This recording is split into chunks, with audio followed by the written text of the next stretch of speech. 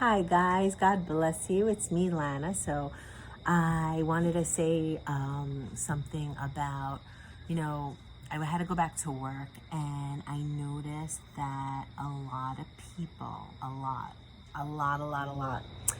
are living in so much worry, and I started to read the word and I found this beautiful scripture because God is so good, right? He's so good all the time.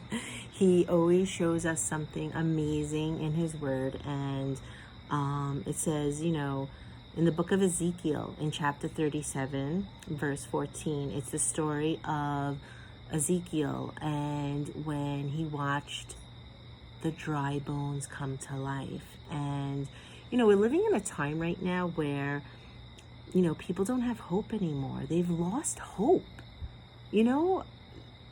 Losing hope is severe. It's heavy, it's severe, and it can really damage your perception. It could damage, the way you see the future, the way you think things, because we live for hope.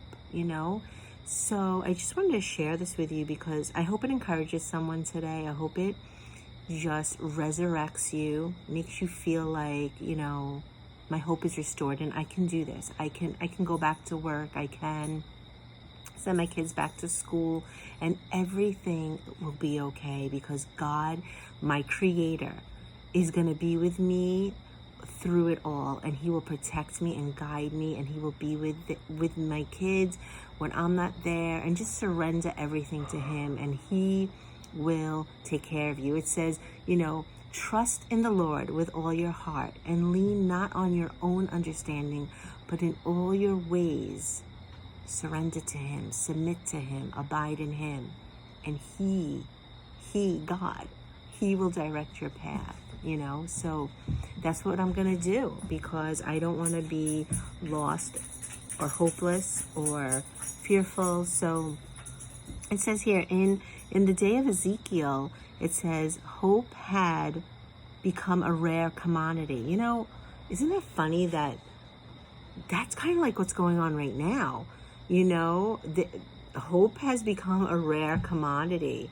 You talk to people and everyone is like upset and angry and they don't have answers. You ask questions and nobody knows anything because they lost hope. So I hope someone gets encouraged by this, and I hope that your hope is restored in Jesus' name. And it says here that Ezekiel must have felt as desolate and useless as a pile of bones that he had seen in a startling vision. As the prophet sat in the middle of the valley, he knew that only a miracle could bring together his decimated and scattered people. That's like what's going on with us right now. We're like a scattered people. We're a divided people.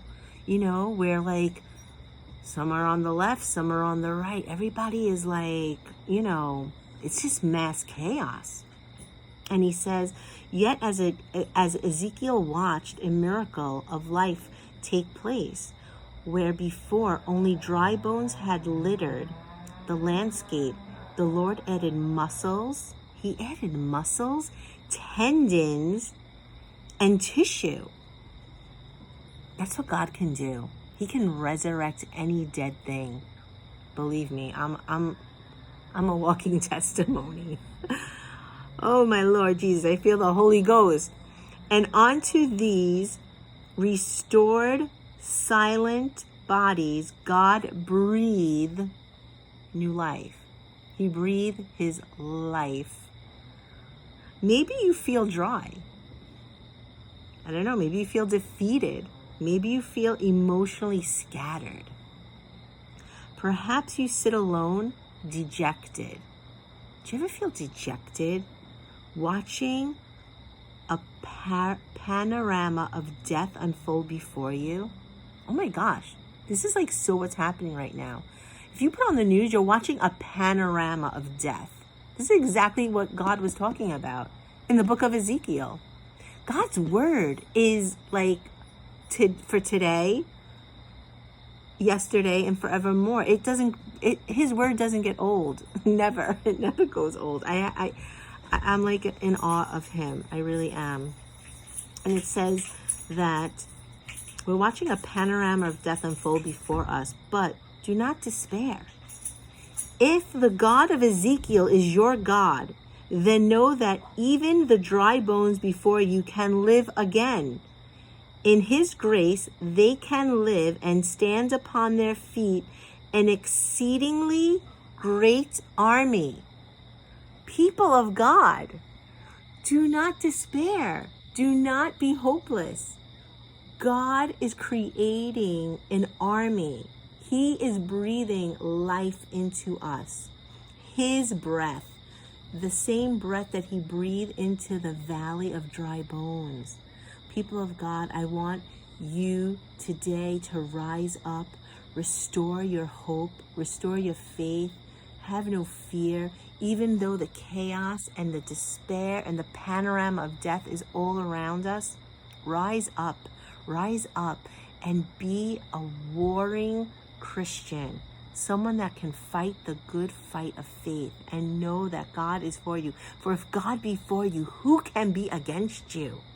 We must stand, and right now as a body, united, not divided, not separated.